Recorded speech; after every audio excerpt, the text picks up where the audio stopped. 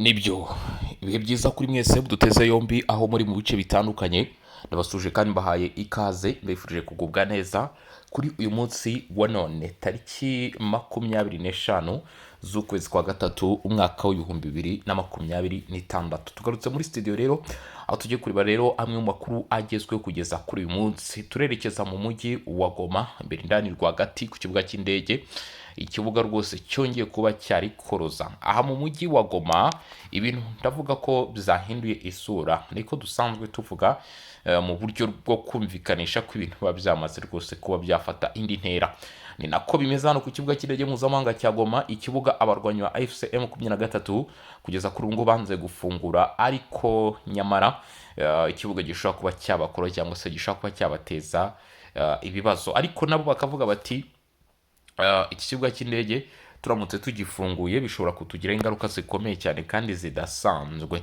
Amakuru y'ifungurwa ry'ikibuga cy'indege cya Goma akomeje kuba agaragaza ko bikomeje kuba ingorabahizi kubera umutekano muke mu burasirazuba bwa Repubulika ya Demokarasi ya Kongo. Umuvugizi wa M23 mu rwego rwa gisirikare Lawrence Kanyuka yatangaje ko uyu mutwe ugenzura ikibuga cy'indege cyose cya Goma kuva muri Mutarama 2025. Kugeza uyu munsi rero M23 afunze ikirere cy'ikibuga cya Goma, ivuga ko ingabo za leta FARDC n'abafatanyabikorwa bayo bashobora kugikoresha mu bikorwa bitari byiza, mu gihe nyamara iki kibuga gisabwa nk'uko byanashimangiwe na leta y'Ubufaransa, Perezida Emmanuel Macron, kugira ngo cyifashishwe mu bikorwa by'ubutabazi. Ariko M23 agaragaje ko ikibuga kitafungurwa ndetse kandi ngo ko ingabo za leta zishobora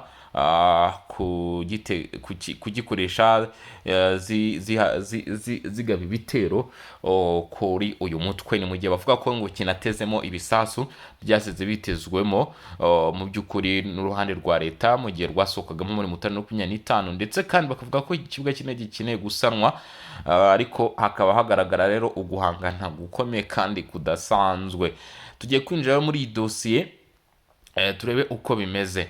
Nta minsi ishize uwo bita Bruno Lamalike, uyu nguyu ni umuhuzabikorwa w'umuryango w'abibumbye ushinzwe ibikorwa by'ubutabazi muri Repubulika ya Demokarasi ya Kongo, yasabye abayobozi ba AFC M23 kuva kuwa mbere kugeza kuwa nyuma gufata bimwe mu bice byifashishwa cyangwa se bikenewe kwifashishwa mu buryo bw'ubutabazi, ko hubahirizwa umutekano wabyo kandi ibyo bice bikarindwa, ndetse ikigeretseho yavuze yuko bigomba kuba mu by'ukuri byose bishyirwa ku murongo bigakorwa neza. Ikibuga cy'indege mpuzamahanga cya Goma kiri ku mwanya wa mbere cyangwa se ku muzo wa mbere kugeza uyu munsi w'ibice bikenewe cyangwa se w'imyanya ikenewe kugira ngo ubutabazi bwihuse bugere ku baturage. Ubutabazi bwihuse bugere ku baturage mu buryo bumwe se cyangwa ubundi, ubutabazi bwihuse bubashe kugera ku baturage.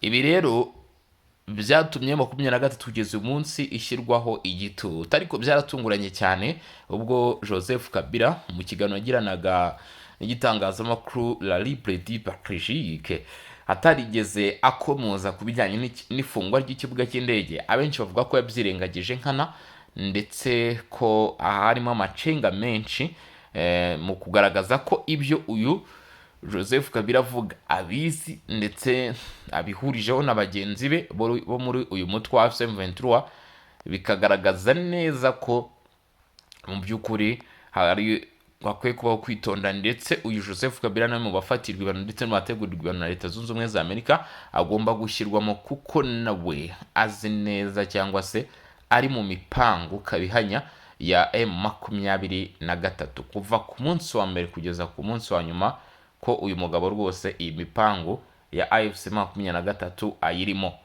Uwo rwose ngo mu by'ukuri akwiye kuba yabazwa buri kimwe cyose kiri kubangaha, buri kimwe cyose kiri kubangaha, bati arakizi mw'abantu mwe, akwiye kuba rwose atanga ibisubizo. Ntacyo rero yigeze avugaho ubwo yabazwaga ifungurwa ry'ikibuga cy'indege cya Goma, nyamara ikibuga gikenewe kugira ngo imiryango irimo PAM, World Food Program ndetse za UNICEF n'izindi zibashe kugeza ubufasha bwazo hano muri Repubulika ya Demokarasi ya Kongo, dore ko ubu byabaye ingorabahizi kugeza ubufasha kuba bukeneye hano muri Repubulika Iharanira Demokarasi ya Kongo, nk'uko umunsi ku wundi bigenda bigaragaza. U Rwanda na Repubulika ya Demokarasi ya Kongo ndetse na M23 ntibivuga rumwe ku gufungura iki kibuga cy'indege cya Goma, nk'uko bigaragara rero.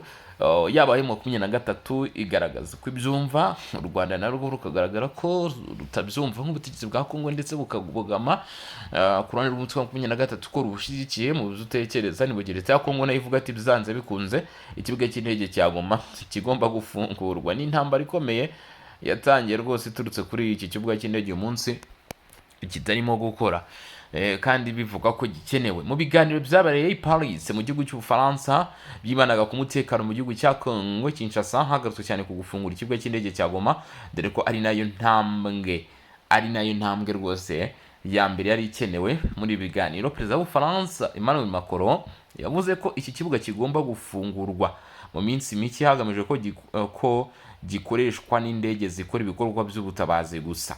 Nta kindi kintu ikibuga cy'indege ngo kigomba gukoreshwa usibye indege z'ubutabazi. Ari nayo mpamvu Bruno Lamaric avuga ati twebwe dukeneye ko ibice byakomwe, ibice bitagikoreshwa uyu munsi kandi bikenewe ko byifashishwa mu buryo bw'ubutabazi bigomba kongera gukora. Ikibuga cy'indege cya Goma rero nacyo kiri mu bigomba kongera gukora. Perezida w'Ubufaransa Emmanuel Macron nawe akabishimangira, akavuga ko iki kibuga kigomba gufungurwa. Nyuma yo gutangaza ibyo, hakomeje kumvikana kutavuga rumwe kuri ubu busabe bwatangajwe nk'icyemezo cyamaze gufatwa. Ari naho haza kwa kutavuga rumwe ku Rwanda na M23 ndetse na Leta ya Kongo kuri izi ngingo. M23 iragenzura ikibuga cy'indege ubu, yavuze ko ubu busabe bw'Ubufaransa bwo gufungura ikibuga cy'indege cya Goma mpuzamahanga babugize mu gihe kidakwiye, cyangwa se ngo kuvuga ko ikibuga cy'indege cya Goma kigomba gufungurwa ngo ntabwo bishoboka. Mu itangazo M23 soye yagize iti iki gikorwa cyakagombye kureberwa mu rwego rw'ibiganiro birimo kubera i Doha ku buza bwa Qatar, Amerika n'umuryango umwe bw'Afurika. M23 kandi yongeye ko umutekano muri aka gace ubu uhungabanywa n'ibitero bya drone bigabwa ubutitsa n'ingabo za Leta ya Kongo, bigahitana ubuzima bw'abantu, bigasenya ibikorwa remezo ndetse bikanangiza indege z'ubutabazi ziba zitwara imfashanyo zo muri Walikale ndetse na Minembwe. M23 ikomeza ivuga ko nta kibazo cy'ubutabazi kiri muri Goma, kuko ngo abaturage bose bimuwe n'intambara ubu basubiye mu byabo. Ariko nyamara ahangahe 23 yarirengagije cyane, kuko na n'uyu munsi kugeza n'izi saha abaturage barimo baragenda rwose bava mu byabo bahunga imirwano, kuko ibitero biracyaba, guhangana kuracyaba, ndetse kandi hari n'abataragaruka mu byabo bahunze na mbere hose. M23 rero ubwo yavugaga ko iyo mpamvu ngo yatanzwe na Leta ya Kongo ndetse n'Ubufaransa itumvikana, bahise babivuga muri ubu buryo, bavuga yuko ngo abaturage bose kuva kuwa mbere kugeza kwa nyuma ngo bamaze kugaruka mu byabo mu bice bagenzura nyuma yuko babyigaruriye. Nyamara ngo hari ubufasha bukenewe Walikale, hari ubufasha bukenewe Minembwe ndetse n'aza Masisi, ariko kubuhageza biragoye kubera ko ikibuga cy'indege mpuzamahanga cya Goma uyu munsi kirafunzwe. M23 yashoje ivuga ko Ubufaransa bugomba kwirinda igikorwa cyose cyangwa imyitwarire yose ishobora kwibutsa abaturage bo mu karere k'ibiyaga bigari amateka mabi y'Ubufaransa. Ibyo ni ibyo 23 yahise ivuga, igaragaza ko ngo Ubufaransa bufite aho bugomba kugarukira. Ibi ariko mu by'ukuri bifatwa nko gutera ubwoba nanone ku ruhande rw'Ubufaransa bijyanye n'agatozi ku muntu. AFC 23 ati ku ruhande rw'u Rwanda, ubwo abanyamakuru babazaga Minisitiri w'Ububanyi n'Amahanga Olivier Nduhungirehe icyo avuga kuri iyi nama, yashimiye Ubufaransa ku gitekerezo cyiza bagize cyo gutegura inama igamije kugura amahoro n'ibikorwa by'ubutabazi muri Repubulika ya Demokarasi ya Kongo. Umva ku bijyanye no gufungura ikibuga cy'indege mpuzamahanga cya Goma, Minisitiri Nduhungirehe ngo yasobanuye ko bisaba ibiganiro n'ubwumvikane hagati ya M23 na Leta ya Kongo, kandi ibyo biganiro birimo gukorwa i Doha, bari byo bigomba kuvamo igisubizo uyu munsi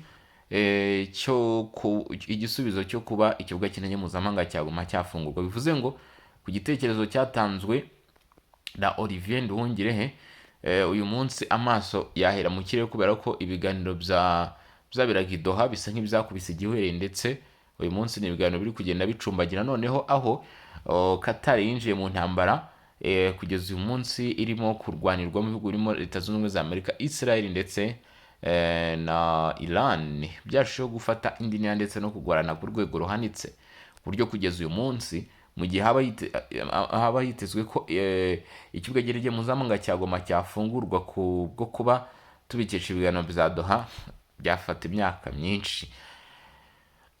Yongeye ko Ubufaransa budashobora gufungura ikibuga cy'indege, kandi anagaragaza ko kuba abafite icyo kibuga aribo AFC/M23 ataratumiwe muri ibi biganiro ngo bigoye ko icyo cyifuzo cyashyirwa mu bikorwa.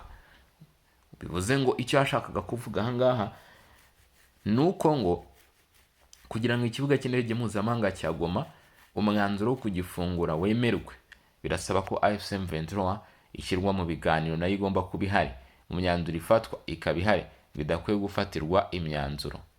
Ntabwo ikwiye gufatirwa imyanzuro rwose, ati muribeshya cyane, ati muribeshya cyane. Rero kugira ngo bikunde birasaba yuko habaho ibiganiro bihuje impande zombi. Mu gihe bitaragenda gutyo uyu mutwe ukagaragaza ndetse ukanerekana ishusho y'uko bidashobora gukunda, ndetse n'u Rwanda rukavuga ko ibyo nanone bidashobora gushoboka mu gihe hatabayeho ko uyu mutwe utumirwa mu biganiro. Nduhungire yasobanuye kandi ko u Rwanda rwo rurajwe inshinga no kureba ko ibikorwa n'ibyemezo bifatwa biba bikurikije amategeko. Yongeyeho Ubufaransa budashobora gufungura iki kibuga. Yagize ati ni ngombwa ko ibyemezo bifatwa biba bikurikije inzira y'ibiganiro byemewe n'amategeko, kuko ariho Leta ya Repubulika ya Demokarasi ya Kongo na AFC/M23 baganira bashaka ibisubizo kuri ibi bibazo. Ni muri urwo rwego ngo ibyo byose bigomba gukorwa mu bufatanye n'abo bireba, harimo n'inzego zifite mu biganza ikibuga cy'indege cya Goma. Ubwo n'ubundi yitsaga kuri AFC/M23 ko mu bikorwa ibyo ari byo byose ndetse no mu bitekerezwa ibyo ari byo byose, AFC/M23 mu gihe utekereje gufungura ikibuga cy'indege mpuzamahanga cya Goma, ntutekereze guhamo uruhare M23, ibyo bigomba kuba byakwibagiranwa ngo kuko ntibishoboka mu gihe AFC/M23 ifite mu nshingano cyangwa se ifite mu maboko icyo kibuga, itari gutumirwa mu biganiro ngayo. Duhungire kandi yongeyeho ko udashobora kuvuga ibikorwa by'ubutabazi wirengagije ibikorwa bijyanye n'umutekano. Ati niyo ngingo y'ibikorwa by'ubutabazi mwavugaga, mu gihe umutekano utifashe neza, nanone nabyo ni mucire birarura.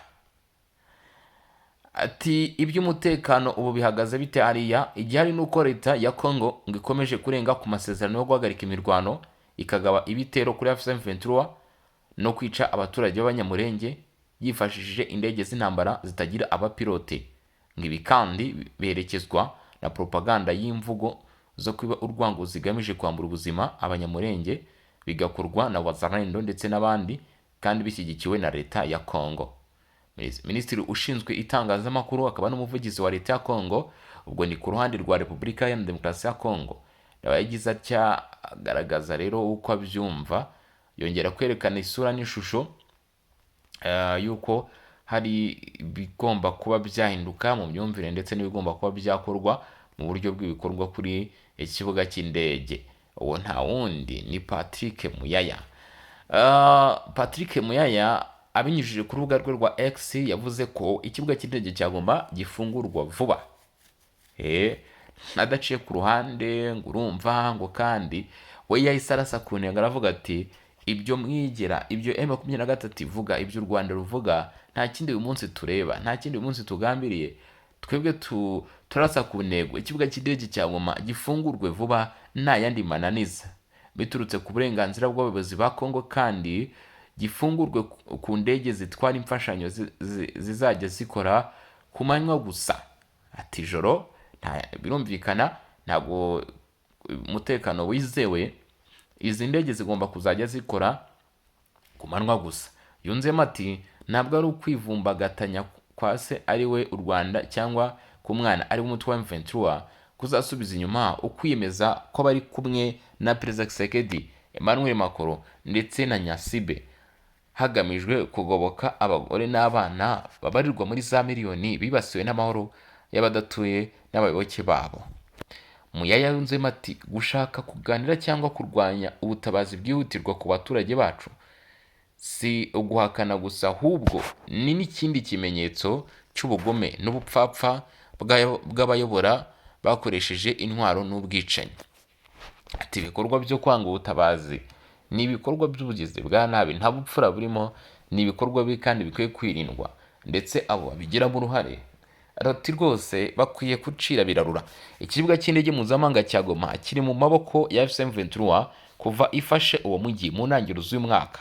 Mu kwezi kwa mbere z'umwaka ushize, mu kwezi kwa mbere ikibuga cyafungwaga, M23 yavuze ko bagifunze kuko cyakoreshwaga na leta ya Kongo ihongisha ingabo n'abafatanyabikorwa bayo, ikaba n'inzira yo gutwara intwaro no kuzikwirakwiza. Yanavuze kandi ko hari hatabyemo n'ibisasu. Ikindi cyavugwaga na M23 icyo gihe nuko ngo ingabo za leta ya Kongo zasize zangije bimwe mu bice by'ingenzi by'ikibuga kinini cya Goma birimo umunara uyoborwa n'indege. Ngo byari ngombwa ko habanza kubaho gusana ikibuga cy'indege, ubundi cyamara gusanwa ibindi bikaza nyuma, cyangwa se hakabona kugira umwanzuro ufatwa. M23 rero ntabwo yumva neza ibyo gufungura ikibuga cy'indege cya Goma kugeza na n'uyu munsi kuri itariki ya 25 z'ukwezi kwa gatatu umwaka w'2026. Umwaka wose urenga M23 irakinangiye ivuga iti ibyo bikorwa by'ubutabazi bikorwa mu buryo bushoboka, atari ko mwibagirwe ko twafungura ikibuga cy'indege mpuzamahanga cya Goma. Minisitiri w'ububanyi n'amahanga n'ubutwererane Ambasaderi Olivier Nduhungirehe yagaragaje ingingo y'ifungurwa ry'ikibuga cy'indege mpuzamahanga ko ireba umutwe wa M23 ndetse ikwiriye kuganirwaho mu biganiro. M23 igenzura iki kibuga nayo ikinangira. Mu nama yiga ku mutekano w'akarere ka Afurika y'ibiyaga bigari nibwo yari yafashe umwanzuro. Gusa Perezida Macron yagize ati ikibuga kigomba gufungurwa. Macron yatanze ubu butumwa nyuma yo kuganira n'ikiganiro na Felix Tshisekedi kandi umuhuza washyizweho n'umuryango wa Afurika yunze ubumwe Fenyasibe yari ahari, cyabaye mu muhezo. Umuvugizi wa guverinoma ya Kongo Patrick Muyaya nawe yahise avuga ko ibyavuzwe n'Ubufaransa bikwiye kubahirizwa. Ati gufungura ikibuga cy'indege cya Goma bizaba gusa ashingiye ku ruhushya rwa leta ya Kongo, kandi kizafungurwa gusa indege z'ubutabazi zizajya zihagwa amanywa gusa. Minisitiri Nduhungirehe wahagarariye u Rwanda mu nama yatangarije abanyamakuru ko gufungura ikibuga cy'indege cya Goma bidakwiye guhutiraho. Yagaragaje ko igishoboka kandi cyakoroha ari uko ingingo yo gufungura ikibuga cy'indege cya Goma yaganirwa muri gahunda y'amahoro ya Doha. Ati ku bijyanye n'ikibuga cy'indege cya Goma muribuka ko kigenzurwa na M23. Uko tubyumva nk'u Rwanda nuko icyemezo cyafatirwa mu biganiro bya Doha, kubera ko ari leta ya Kongo na M23 byakwicara bikaganira ku bisubizo by'iki kibazo, nta wundi muntu uwo ari wese ukwiye gufata umwanzuro. M23 rero nayo yasubije ko itumva neza rwose iby'ifungurwa ry'ikibuga cy'indege mpuzamahanga cya Goma. Ibi bikomeza kugaragaza ukunaniza bikorwa n'uruhande rwa AFC 23 mu ifungurwa ry'ikibuga cy'indege cya Goma, ndetse n'ibikorwa by'ubutabazi bishobora no kuzatuma uyu mutwe kugeza uyu munsi wisanga mu bihano bikakaye rwose, bishobora no kubageza kuba bamwe mu bayobozi bashaka gufatirwa ibihano ndetse no kugabwaho ibitero mpuzamahanga bigamije guhagarika ibikorwa byabo mu rwego rwo gufungura ibikorwa byo gufasha abaturage. Ikibuga cy'indege cya Goma rero cyakomeje guteza ibibazo, guteza ubwega ikibuga cy'indege cya Goma, kandi kikaba gikomeje kugenda gishyirishamo M23, ndetse kigeretseho hakaba hakomeje kugenda hibazwa uburyo bwose bushoboka bwakorwa kugira ngo iki kibuga cy'indege mpuzamahanga cya Goma gifungurwe, ibikorwa by'ubutabazi bibashe kuba rwose byasubukura bikore. Mu gihe ibibuga cy'indege mpuzamahanga cya Goma kidafunguye, bimwe mu bigomba kwifashishwa mu gutabara abaturage biragenda bigura intege. Akaba ariyo mpamvu benshi bavuga bati hakagize igikorwa ikibuga cy'indege kigafungurwa ibikorwa by'ubutabazi bigakomeza. Ngayo nguko rero kamashimire bashimire cyane, mbabwire ni mwakoze kudukurikirana, mwakoze kubana natwe kuri mikoro ndi Bosco in region info, tubana umunsi ku wundi mu makuru n'ibiganiro murabizi. Ari niyo mpamvu mbabwira mu kandi subscribe cyangwa se sabone, ari nako mwananyandikira kuri Barore TV nabwo mugakora gutyo, ubundi tukarushaho kugenda tubana neza mu biganiro n'amakuru. Murakoze cyane, mugire ibihe byiza.